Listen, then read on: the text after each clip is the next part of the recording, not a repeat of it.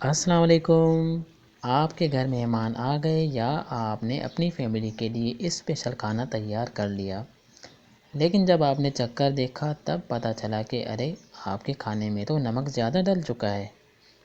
کیا اب آپ اپنا کھانا ضائع کر دیں گے یا پھر آپ کھانے میں پانی ڈال کر دوبارہ پکانے کی کوشش کریں گے؟ جی نہیں، ہرگز ایسا آپ نے نہیں کرنا۔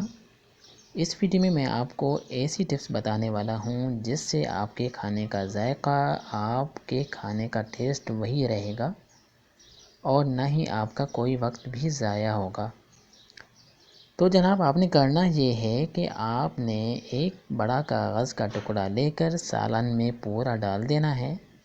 2 سے 3 منٹ بعد آپ نے نکال کر دوبارہ سالن کو چکھ لینا ہے۔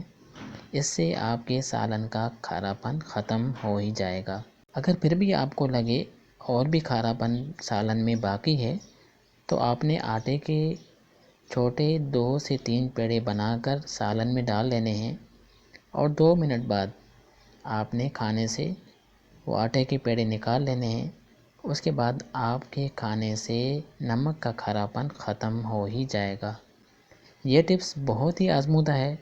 اگر آپ کے ساتھ کبھی بھی ایسا مسئلہ پیش آئے تو آپ اس ٹپس کو ضرور آزما لیجیے گا۔